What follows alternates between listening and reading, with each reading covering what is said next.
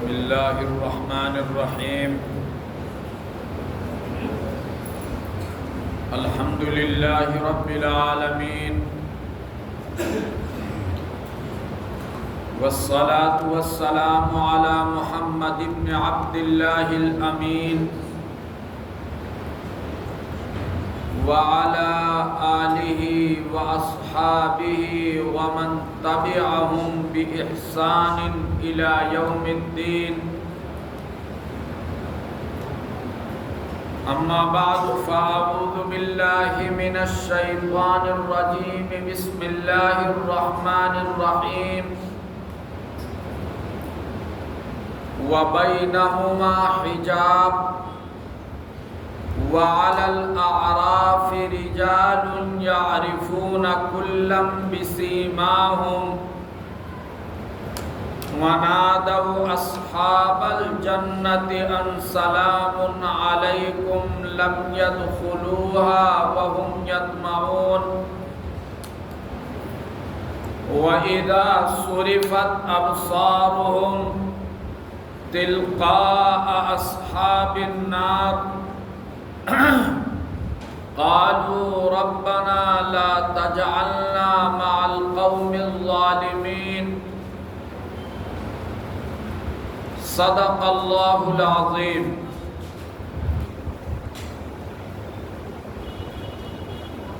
قابل قدر حضرات محترم،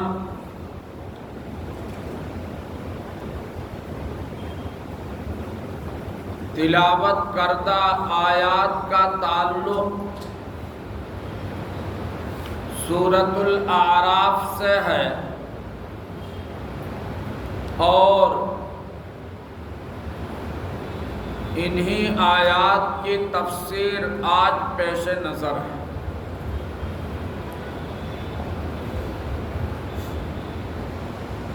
اعراف قرآن کریم کی ایک سورت کا نام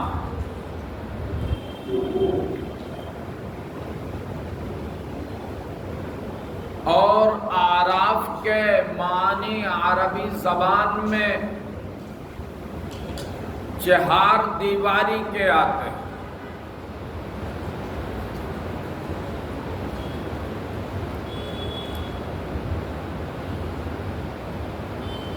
جن آیات کی تلاوت کی گئی ہے ان آیات میں ان لوگوں کا تذکرہ کیا گیا ہے جو اصحاب الاعراف ہیں۔ اعراف والے ہیں، چہار دیواری والے ہیں۔ یہ کون ہیں اصحاب الاعراف؟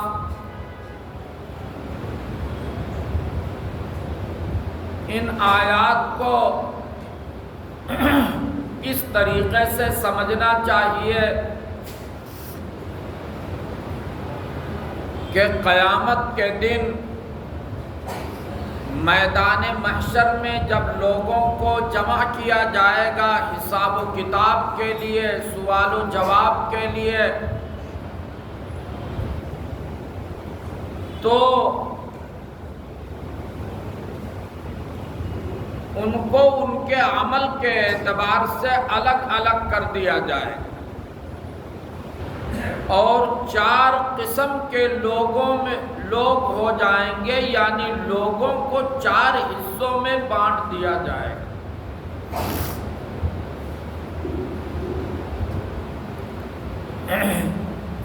ایک جماعت تو اہل ایمان کی ہوگی جن کے پاس ایمان کا نور ہوگا، عمل صالح کا نور ہوگا جن کے پاس، اور ان ایمان اور عمل صالح والوں کو حکم دیا جائے گا کہ تم پل صراط پار کرتے ہوئے اپنی منزل پر چلے جاؤ، جنت میں چلے جاؤ۔ تو وہ اپنے ایمان کی روشنی کی بنیاد پر اس پل صراط سے گزرتے ہوئے چلے جائیں گے۔ جس پل صراط کے بارے میں آپ نے بارہا سنا ہوگا کہ وہ پل صراط کیسا ہوگا،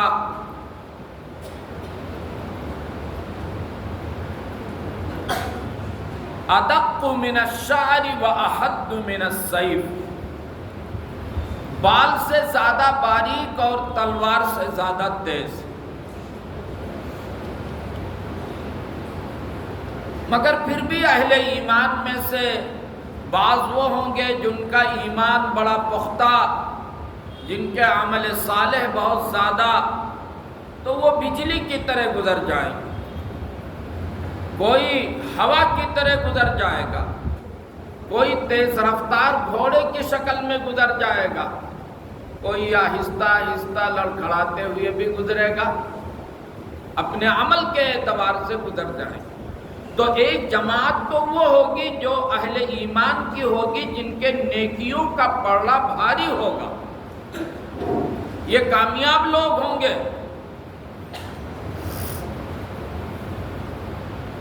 دوسری جماعت کفار کی ہوگی، جن کے پاس ایمان کا کوئی نور ہی نہیں تھا دنیا میں، تو وہ گر جائیں گے جہنم کے اندر اور ان کی منزل وہی ہو جائے گی۔ تیسری جماعت منافقین کی ہوگی، یہ منافقین وہ تھے جو دکھاوے کے طور پر تو مومن تھے مگر حقیقت میں وہ کافر تھے، دلوں کے اندر وہ کفر چھپائے ہوئے تھے، اور دکھاوے کے لیے حضور کی مجلسوں میں بھی آ جایا کرتے تھے، کبھی کبھی جنگوں میں بھی چلے جایا کرتے تھے، راستے سے بھاگ آیا کرتے تھے یا بہانے بنایا کرتے تھے، یعنی ایمان نہیں تھا ان کے پاس، دکھاوے کے طور پر۔ اور وہ دکھاوے کے طور پر مومن اس لیے اپنے آپ کو کہتے تھے تاکہ ایمان والوں کی طرف سے انہیں کوئی تکلیف نہ پہنچے، اور میدان جنگ میں اگر کچھ غنیمت آئے تو ان کو بھی حصہ مل جایا کرے، مگر وہ مومن نہیں تھے، دکھاوے کے طور پر ساتھ۔ ان کا حال یہ ہوگا کہ یہ لوگ چونکہ دکھاوے کے طور پر مومن تھے، اس لیے دکھاوے کے طور پر ان کو تھوڑی سی روشنی شروع میں ملے گی۔ اب یہ جب گزریں گے پل صراط کے اوپر سے، تو چونکہ ان کے پاس ایمان تھا نہیں، اس لیے اندھیرا ہو جائے گا، روشنی غائب ہو جائے گی۔ اب وہ اہل ایمان سے کہیں گے ٹھہر جاؤ، نقتبس من نورکم، ہم بھی تمہاری روشنی سے کچھ روشنی حاصل کر لیں، اسی کے سہارے ہم بھی پار ہو جائے۔ تو اہل ایمان کیا جواب دیں گے؟ اللہ رب العزت کی طرف سے ایک ندا دینے والا ندا دے گا، آواز دینے والا آواز دے گا، ارجعوا وراءکم فالتمسوا نورا، پیچھے جاؤ، آگے کوئی روشنی نہیں ہے، وہیں جا کر کے روشنی تلاش کرو۔ دنیا کے اندر جو روشنی تلاش کرنے کی اور روشنی پانے کی جگہ تھی، وہاں تو تم مسلمانوں کے ساتھ فریب اور دھوکہ کیا کرتے تھے، اور آج یہاں چاہتے ہو کہ ایمان والوں کی روشنی میں گزر جاؤ، کوئی روشنی نہیں ہے۔ ارجعوا وراءکم فالتمسوا نورا فضرب بینہم بسور، اور اتنے میں اہل ایمان اور ان منافقین کے درمیان ایک چہار دیواری قائم کر دی جائے گی، دیکھ ہی نہیں پائیں گے کہ اہل ایمان کہاں گئے۔ یہ تیسری جماعت ہوگی جو جماعت منافقین کی کہلاتی۔ یہ جو چہار دیواری ہوگی، وہ چہار دیواری بہت بڑی ہوگی، ایک طرف اہل جنت ہوں گے، دوسری طرف جہنم والے ہوں گے، بیچ میں ایک بڑی چہار دیواری ہوگی۔ وہ جو چہار دیواری ہے وہی اعراف ہے۔ اس چہار دیواری پر کون لوگ ہوں گے؟ یہ چوتھی جماعت ہوگی۔ یہ چوتھی جماعت کون ہوگی جن کو اصحاب الاعراف کہا گیا ہے؟ یہ دو قسم کے لوگ، یعنی جن کو نہ تو جنت میں داخل کیا جائے گا اور نہ ہی جہنم میں، کافر اور منافقین تو جہنم میں چلے جائیں گے، اہل ایمان اپنے عمل صالح کے اعتبار سے جنت میں جائیں گے، اور اگر کچھ کا عمل زیادہ برا ہوگا تو تھوڑی دیر پاکی کے لیے، کچھ دنوں کے لیے وہ بھی جہنم میں جائیں گے، پھر اللہ کے فضل سے وہ بھی آ جائیں گے۔ لیکن ایک چوتھی جماعت ہوگی جو شروع میں نہ جنت میں ہوگی نہ جہنم میں ہوگی، وہ اس چہار دیواری کے اوپر ہوگی۔ یہ کون لوگ ہوں گے؟ دو قسم کے لوگ ہوں گے۔ ایک تو وہ لوگ جن کے نیکیوں اور برائیوں کا پلڑا برابر ہوگا، زیادہ نہیں ہوگا کہ جنت میں چلے جائیں، اور برائیاں زیادہ نہیں ہوگی کہ جہنم میں چلے جائیں، اس لیے کہ نیکیوں اور برائیوں دونوں کا پلڑا برابر ہے۔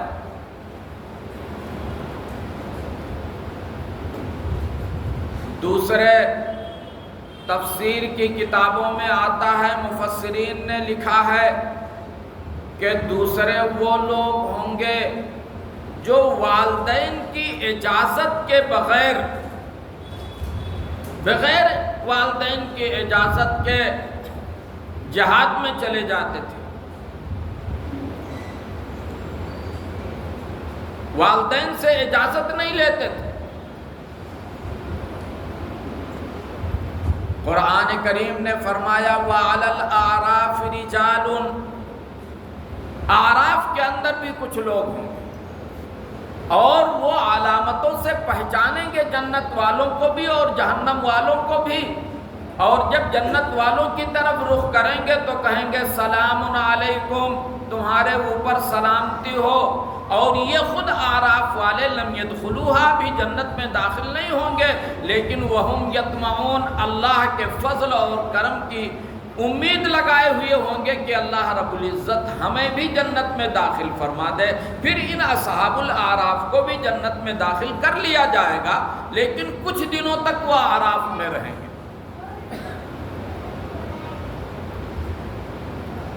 اور پھر اس کے بعد قرآن کریم نے انہی آیات کے بعد تذکرہ کیا ہے کہ جنتیوں اور جہنمیوں کی بات بھی ہوتی رہے گی، حالانکہ کافی فاصلہ ہوگا، لیکن اللہ یہ قدرت دے گا کہ بات کریں گے۔ جہنمی کہیں گے ان افیضوا علینا من الماء، تھوڑا سا ہمیں پانی دے دو۔ کہا جائے گا یہاں کہاں پانی ہے، وہی پیو جو پینے کے لیے متعین کیا ہے، کھانے کے لیے جو تمہارے لیے، کوئی یہاں پانی نہیں۔ حرمہما علی الکافرین، اللہ رب العزت نے جنت کا کھانا اور جنت کا پانی دونوں حرام قرار دے دیا ہے، کافروں کے اوپر کوئی پانی وانی نہیں۔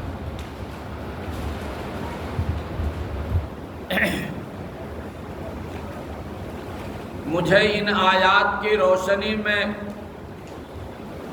حضرات مفسرین کی تفسیر کے مطابق جو بات بیان کرنی ہے وہ یہ ہے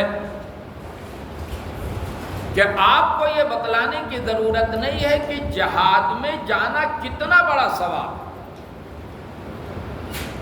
اتنا بڑا ثواب ہے جہاد میں جانا، اتنا بڑا ثواب ہے کہ حدیث پاک کے اندر آتا ہے کہ قیامت کے دن جب مومن بندے اللہ رب العزت کے تقرب کے درجات کو دیکھ لیں گے تو دنیا کا خیال بھی ان کے ذہن میں نہیں آئے گا کہ وہ دنیا کے بارے میں تمنا کریں یا چاہت کریں کہ ہم جائیں دنیا کے اندر، اس لیے کہ اللہ کی نعمتیں ایسی ہوگی کہ خیال بھی نہیں آئے گا، بالکل خیال نہیں آئے گا دنیا کا۔ یہ تو ہم نے دنیا کو ایسا آباد کر رکھا ہے کہ موت کا نام سنتے ہی ڈرنے لگتے ہیں، ورنہ وہاں جانے کے بعد دنیا کا خیال بھی نہیں۔ اتنی نعمتیں ہوں گی ما لا عین رات ولا اذن سمعت ولا خطر علی قلب بشر، ایسی نعمتیں ہوں گی کہ جنہیں نہ آنکھوں نے دیکھا ہوگا اور نہ کانوں نے سنا ہوگا اور نہ ہی کسی کے ذہن و خیال میں اس طریقے کی نعمتوں کا گزر ہوا ہوگا۔ تو کہاں سے دنیا یاد آئے گی جہاں فریب ہے، دھوکے بازی ہے، جھوٹ ہے، گندگی ہے، خیال نہیں آئے گا۔ دنیا میں آنے کی کسی کے دل میں کوئی تمنا نہیں ہوگی سوائے جہاد کے اندر جانے والے مجاہد فی سبیل اللہ کے، وہ یہ تمنا کرے گا کہ ایک بار اور دنیا میں جاتا اور ایک بار پھر راہ خدا میں لڑتا اور پھر شہید ہوتا، میرا درجہ اور بلند ہو جاتا اور پھر جاتا دنیا میں اور ایک بار اور راہ خدا میں لڑتا اور راہ خدا میں میری گردن کاٹ دی جاتی، شہید ہو جاتا اور پھر اور درجہ حاصل کرتا۔ یعنی مجاہد اپنے درجے کو دیکھ کر کے یہ تمنا کرے گا وہاں کہ بار بار دنیا میں جانا ہو اور راہ خدا میں جہاد کا موقع ملے اور میرا سر قلم کیا جائے اور اس کے بدلے میں جنت میں اور بلند درجہ حاصل ہو۔ اور کسی کو جہاد کی اتنی بڑی فضیلت ہے، لیکن اس کے باوجود ہمارے اور آپ کے لیے تعزیانہ ہے اور عبرت ہے کہ والدین کی اطاعت ہمارے اوپر کتنا ضروری ہے، کہ جہاد جیسی فضیلت کو حاصل کرنے کے لیے اگر والدین کی اجازت کے بغیر جاتا ہے تو اس کو بھی جنت سے محروم کر دیا جائے۔ کتنا بڑا درجہ ہے ماں اور باپ۔ صحابی رسول خدمت اقدس میں حاضر ہوتے ہیں، عرض کرتے ہیں کہ اللہ کے رسول ای العمل افضل، کہ کون سا عمل سب سے بہتر ہے۔ صحابہ کے دلوں میں شوق ہوتا رہتا تھا نا کہ اچھا عمل معلوم ہو کہ ہم وہ کریں، تو یہ ہر مومن کے اندر یہ تڑپ ہونی چاہیے کہ اگر اچھا عمل معلوم ہو تو ہم اس کو اپنائیں تاکہ اللہ رب العزت کے دربار میں تقرب حاصل ہو۔ تو صحابہ عرض کرتے تھے، پوچھتے تھے، صحابی رسول آئے اور عرض کیا کہ اللہ کے رسول ای العمل افضل، کون سا عمل سب سے افضل ہے؟ آپ صلی اللہ علیہ وسلم نے فرمایا الصلاۃ علی وقتہا،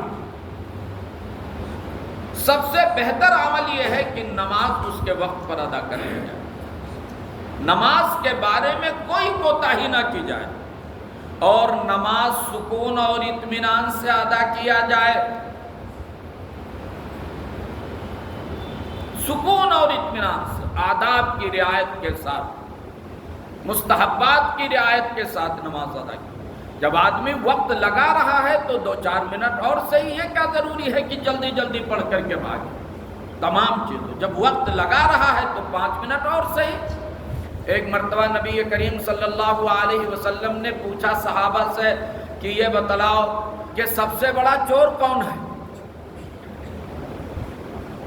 سب سے بڑا چور کون ہے؟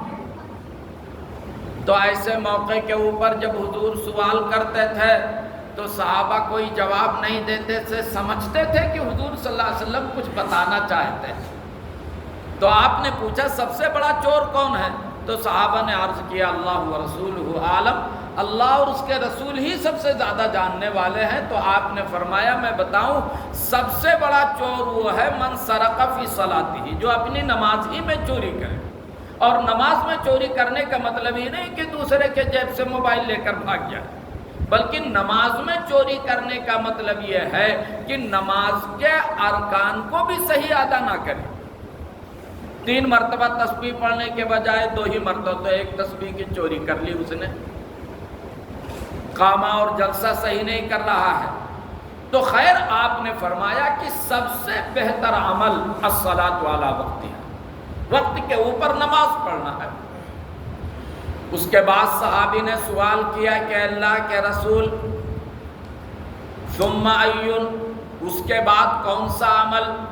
تو آپ نے فرمایا الجہاد فی سبیل۔ تو آپ صلی اللہ علیہ وسلم نے فرمایا بر الوالدین، والدین کی فرما برداری کریں۔ نماز کے بعد سب سے عمل والدین کی فرما برداری۔ پھر اس کے بعد پوچھا ثم ایون، اس کے بعد کون سا عمل سب سے بہتر ہے؟ تو آپ صلی اللہ علیہ وسلم نے فرمایا الجہاد فی سبیل اللہ، اللہ کے راستے میں جہاد کرنا۔ 3 سوال کیے صحابی نے۔ اب آپ دیکھیے 3 سوال کیے، اس میں جناب نبی کریم صلی اللہ علیہ وسلم نے جہاد سے بھی زیادہ افضل عمل کس کو قرار دیا؟ والدین کی فرما برداری کو قرار دیا۔ ہمارے نوجوانوں کے لیے جناب نبی کریم صلی اللہ علیہ وسلم کا یہ فرمان اور اصحاب الاعراف والی یہ آیت یہ ہم سب کے لیے عبرت ہے، ان تمام لوگوں کے لیے جن کے والدین باحیات ہیں، کہ وہ ان کی نافرمانی بالکل نہ کریں، ان کی اجازت سے، ان کی رہنمائی سے اور ان کی ارشادات سے، ان کی تربیت سے زندگی میں فائدہ اٹھائیں۔ والدین سے بڑھ کر کے کوئی نعمت نہیں۔ علماء نے لکھا ہے کہ والدین کی محبت بے غرض ہوتی ہے، سارے لوگوں کی محبت میں کوئی نہ کوئی غرض ہوتی ہے۔ استاد اگر شاگرد سے تعلق رکھتا ہے، ماتحت اگر افسر سے تعلق اور محبت کرتا ہے، خاوند اگر بیوی سے محبت کرتا ہے، بیوی خاوند سے محبت کرتی ہے، تو کوئی نہ کوئی غرض ضرور ہوتی ہے۔ لیکن والدین کی جو غرض ہوتی ہے، بے غرض محبت ہوتی ہے اپنی اولاد میں۔ ہم تو بچپن کے زمانے میں ہوتے ہیں، ہمیں پتہ نہیں ہوتا ہے کہ والدین کتنا چاہتے، کتنا چاہتے۔ تمہیں معلوم نہیں میرے بچوں، تمہیں بھوک لگتی تھی تو رحم والدین کو آتا تھا، تمہیں پیاس لگتی ہے تو رحم والدین کو آتا ہے، تمہیں سردی لگتی ہے تو رحم والدین کو آتا ہے، تمہیں گرمی لگتی ہے تو رحم والدین کو آتا ہے، تمہیں بخار ہوتا ہے تو رحم والدین کو آتا ہے، تمہیں سستی بھی تمہارے ذہن و دماغ پر اگر ہوتی ہے تو رحم والدین کو آتا ہے۔ ماں سردی کے موسم میں گیلے بستر پر، پیشاب کیے ہوئے بستر کے اوپر سو جاتی ہے، مگر اپنے لاڈلے کو وہ خوش بستر پر سلاتی ہے۔ اتنی محبت ہوتی ہے کہ اگر اسے ایک سیب اور ایک ٹافی بھی مل جائے تو وہ ماں اسے چھپا کر کے رکھتی ہے کہ میرا لاڈلا جب اسکول سے آئے گا تو میں اسے کھلاؤں، اسے ضرورت ہوتی ہے کھانے کی۔ لیکن نہیں، محبت ایسی رکھ دی ہے اللہ رب العزت نے کہ وہ ایک ٹافی اور ایک سیب اور ایک پھل کو بھی چھپا کر کے رکھتی ہے، مگر یہی والدین جب جوان ہوتی ہے، پورے جوبن کے اوپر آتی ہے، تو نافرمانیوں کا سلسلہ شروع ہو جاتا ہے۔ آقائے نامدار تاجدار بطحہ محمد عربی صلی اللہ علیہ وسلم، جن کا ایک ایک قول اور ایک ایک فعل ہم پوری امت مسلمہ کے لیے نمونہ ہے۔ آپ صلی اللہ علیہ وسلم تشریف فرما ہے، اتنے میں ایک خاتون آئی اور صحابہ نے دیکھا کہ ان خاتون کو دیکھتے ہی آپ صلی اللہ علیہ وسلم نے اپنی ردائے مبارک جس میں اطہر سے نکال کر کے بچھا دیا اور اس خاتون کو بیٹھنے کے لیے کہا۔ صحابہ نے حیرت کیا کہ آخر یہ کون سی خاتون ہیں جن کے لیے آقا کریم صلی اللہ علیہ وسلم نے ردائے مبارک بچھا دی۔ پوچھا کون ہے اللہ کے رسول؟ فرمایا تمہیں معلوم نہیں، یہ حضرت حلیمہ سعدیہ ہے، جنہوں نے بچپن میں مجھے دودھ پلایا تھا، جن کی بکریاں میں چرایا کرتا تھا۔ اتنا احترام، اتنا ادب کہ ردائے مبارک حضرت حلیمہ سعدیہ کے لیے آقا کریم صلی اللہ علیہ وسلم نے بچھا دی۔ تو میرے عزیزوں، میرے بچوں، ان آیات کو اور ان احادیث کو سنانے کا مطلب اور اس تفسیر کا مطلب صرف یہ ہے کہ ہم والدین کی قدر کو پہچانیں، ان کی اطاعت کریں، ان کو ستائیں نہیں، ان کا ادب کریں، ان کا احترام کریں، اور اگر کہیں جانا ہو، کہیں دور جانا ہو تو والدین کی اجازت ان کے علم میں لائیں۔ تم بتاتے نہیں، والدین پریشان رہتے ہیں، فون کرتے رہتے ہیں، پریشان رہتے ہیں۔ اس لیے والدین کی اطاعت یہ ہمارے لیے حصول جنت کا ذریعہ ہے، اور والدین کی اطاعت ہی میں ہمارے لیے کامیابی اور فلاح مضمر ہے، پوشیدہ ہے۔ اللہ رب العزت ہم سب کو اپنے والدین کی اطاعت کرنے کی توفیق عطا فرمائے۔ ایسے لوگ جن کے والدین اس دنیا میں نہیں ہیں اور ان کے دلوں میں آقا کریم صلی اللہ علیہ وسلم کی اس حدیث کو سن کر کے تڑپ پیدا ہوتی ہے کہ کاش ہمارے بھی والدین آج بقید حیات ہوتے تو ہم ان کی اطاعت اور فرما برداری کرتے، وہ نہیں ہیں تو ہم کیا کریں؟ تو اس کے لیے علماء نے لکھا ہے، ان کے لیے سب سے افضل عمل یہ ہے کہ زیادہ سے زیادہ ان کے حق میں دعائے استغفار کریں، ان کے حق میں ایصال ثواب کریں، ان کے حق میں دعائے مغفرت کریں، اور والدین کے ملنے جلنے والوں اور ان کے دوستوں کے ساتھ وہ معاملہ کریں جو والدین کے ساتھ کرنا چاہیں گے۔ تو اس کی برکت سے اللہ رب العزت ان کو وہ ثواب عطا فرمائے گا۔ اللہ رب العزت اس کہنے والے گنہگار کو بھی اور آپ سب کو بھی ان باتوں پر عمل کرنے کی توفیق عطا فرمائے، آمین۔ وآخر دعوانا ان الحمد للہ رب العالمین۔ اللہم لک الحمد کما انت اہلہ، والصلاة والسلام علی خیر خلقک محمد صلی اللہ علیہ وسلم کما هو اہلہ۔ یا ربنا افعل بنا ما انت اہلہ ولا تفعل بنا ما نحن اہلہ۔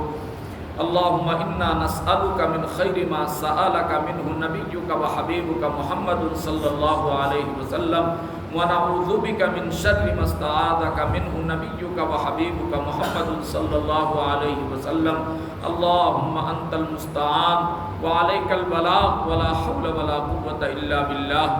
سبحان ربک رب العزت عما یصفون وسلام علی المرسلین والحمد للہ رب العالمین۔